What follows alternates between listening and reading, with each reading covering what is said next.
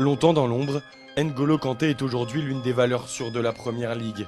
Lui, le petit milieu à la double face, devenu géant. C'est un petit phénomène. Pour moi, c'est un petit phénomène. Et on ne peut pas l'expliquer. Et puis, à mon avis, c'est pas fini. Sa petite taille, il en a fait sa force. Sur le terrain, pour réussir, il faut de la personnalité. Il se fond dans la masse dans les premiers temps, il travaille, il incorpore et il déploie. Dans le vestiaire, on ne l'entendait pas.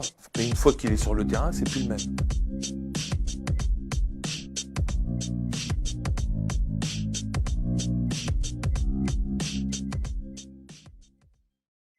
Pour comprendre qui est N'Golo Kanté, il faut se rendre dans les Hauts-de-Seine, là où tout a commencé.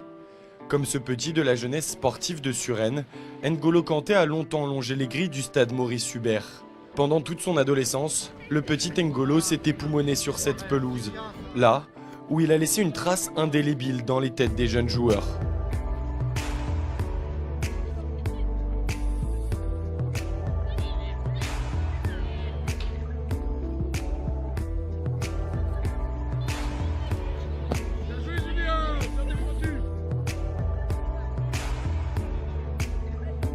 Je pense que tout le monde veut être pro comme lui. Il a commencé de rien et il est à Chelsea aujourd'hui. Ils nous disent, regarde N'Golo Kanté comme il est toujours simple.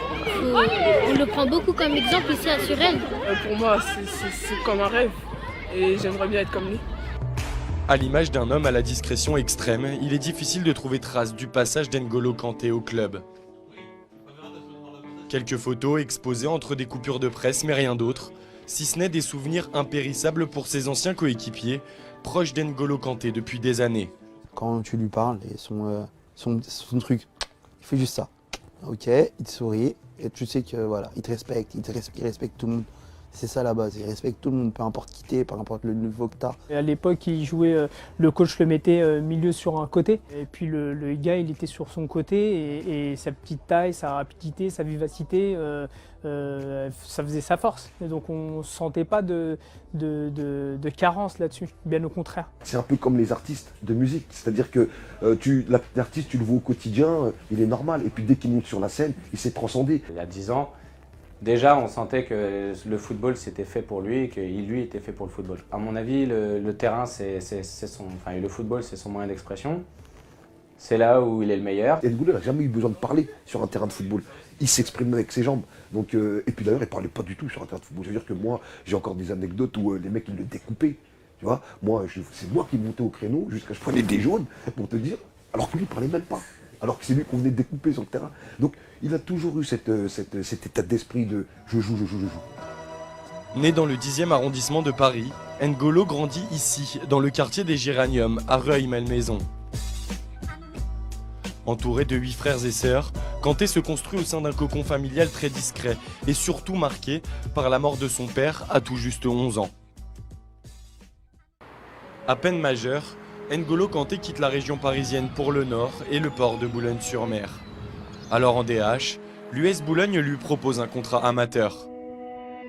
Georges Tournet, entraîneur de l'équipe première, se souvient encore de cette personnalité à part. C'est simple, c'était mon arrivée à Boulogne où j'ai récupéré un groupe où il y avait 12-14 joueurs. Et puis j'ai vu ce joueur-là, c'était comme si j'avais une page blanche face à moi. Et puis, bon, N'Golo Kanté, qui est ce garçon bon. Mais ma première discussion, elle a été très courte. J'ai gratté un petit peu parce que ce qui se passait sur le terrain, derrière, ça cache quelque chose. Les premières relations que j'ai eues avec lui, sachant que c'est un garçon qui était, je répète, très timide, donc il a fallu un petit peu gratter. Sous l'impulsion du petit Kanté, le club grandit, mais lui ne change pas. Comme en témoigne celui qui était alors son coéquipier et ami, Jonathan Théoué. Sur le terrain, on le voit beaucoup. Dans la vie de tous les jours, on l'entend très peu, on ne le voit pas.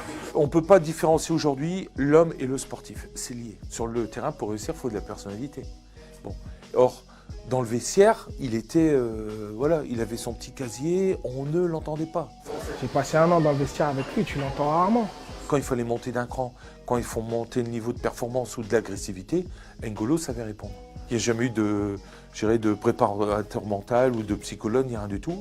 Mais je pense qu'il se l'est créé lui-même, cette carapace, cette bulle, pour le N'Golo timide, gentil dans la vie. C'est un autre N'Golo sur le terrain.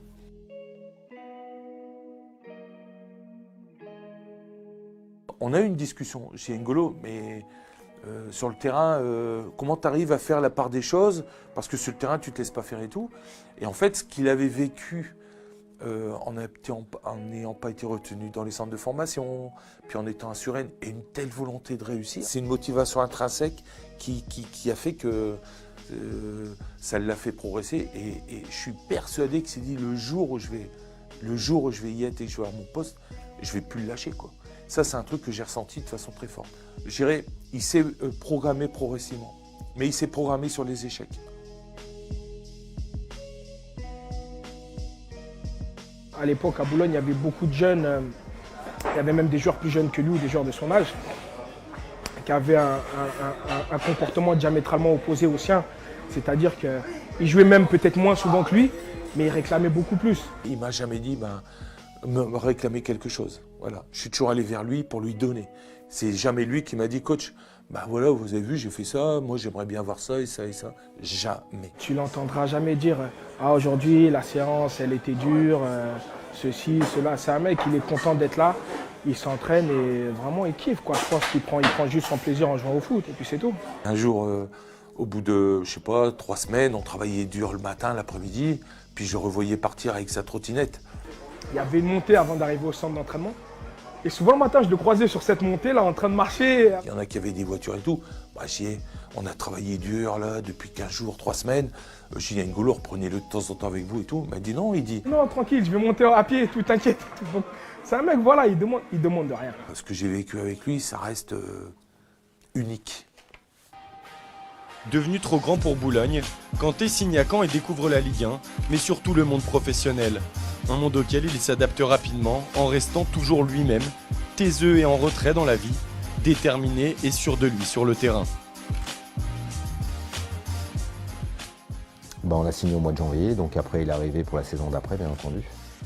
Et il est arrivé ce petit bonhomme avec son sac à dos, voilà, un très bon mec, voilà, adoré de tous ses partenaires, protégé de tous ses partenaires aussi.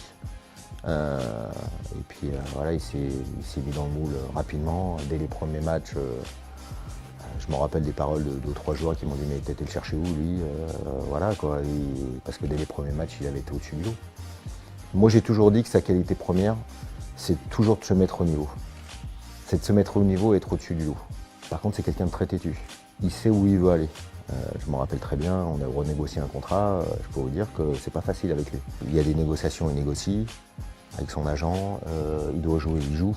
Il mélange pas les choses. Et je pense que c'est une grosse force pour lui, bien entendu. Il habitait pas loin du centre d'entraînement du stade.